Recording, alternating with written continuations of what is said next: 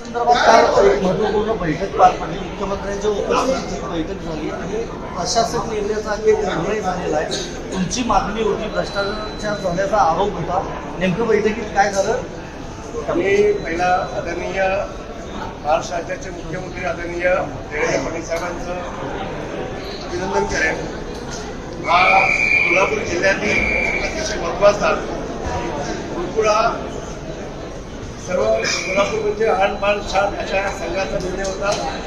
मुख्यमंत्री साहेबांनी दुसऱ्या मिनिटामध्ये निश्चित घेतलं की प्रशासक 100% लागणार, इथं कुठला शंका नाही. आणि प्रशासक लागल्यानंतर ज्या वाढीव आपला वाढीव सभासद आहेत याची चौकशी होणार आणि त्यानंतर शासकीय पदाधिकारीची नेमणूक या संदर्भात इतर मान्यवर सगळे आमचे नेते दादा पाटील होते, मुन्ना माणिक साहेब होते, शोभिका साहेब होत्या, त्याचबरोबर पालकमंत्री आंबेडकर साहेब होते, अशोक मुश्रीफ साहेब होते, नावेद मुश्रीफ साहेब होते, त्याचबरोबर शिवसेनेचे श्रीसागर साहेब होते, सगळेच आमदार होते. सगळ्यांसमोर निर्णय झाला आणि 2 दिवसात मुख्यमंत्री महोदय साहेब ठरवतील की प्रशासकीय अधिकारी नेमल्यानंतर आपल्याला किती दिवसात आपला पारदर्शकप्रमाणे ही निवडणूक पार पडेल. यासाठी कमीत कमी हा 2 दिवसात निर्णय होईल. तर प्रशासक लागणारे 100% सगळ्यासमोर निर्णय झाले नाही. एक असं होतं की तुम्ही आरोप केला होता की अधिकाऱ्यांच्या काही बदल्या ज्या झाल्या होत्या त्यातून अनियमितता आढळलेली होती. कदम नावाच्या एका अधिकाऱ्याची पुन्हा बदली झालेली होती. त्या सगळ्या संदर्भात तुम्ही मागणी अशी होती की मालेगाव जे अधिकारी होते त्यांनी एकच मुश्रीफ साहेबांच्या सांगण्यावरती सरसकट ह्या डेअरी उत्पादन अन्याय करून सरसकट जेवढा एकतर्फी निर्णय दिला होता.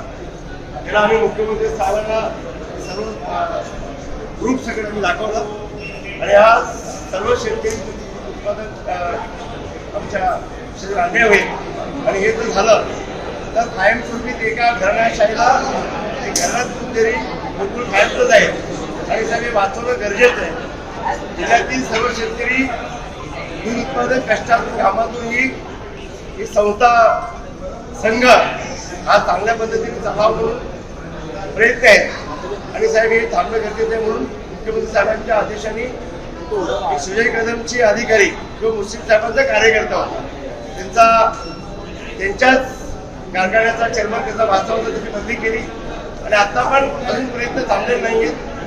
आज वकील जे आपण कोल्हापूर जिल्ह्यात वकील दिलेत ते पण त्यांच्याच कार्यकर्त्यांचा भाचा दोन्हीसाठी अजून पण तो जबाबदारी चालू आहे.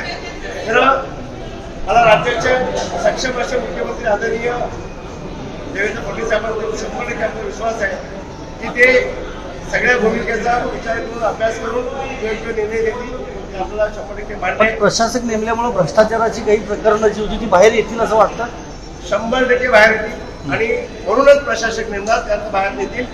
त्यानंतर निवडणुका लागतील आणि त्या निवडणुकीमध्ये आमच्या सगळ्यांचा सर्वांनी आम्ही अधिकार राज्याचे प्रमुख म्हणून आमचे नेते आदरणीय देवेंद्र फडणवीस साहेबांच्या समोर ठेवले आणि नंतर ते सांगतील त्याच्यावर आम्ही युती करावी, ते सांगतील त्याच्यावर जावं हा निर्णय मुख्यमंत्री महोदय साहेबांनी घ्यायचा आहे.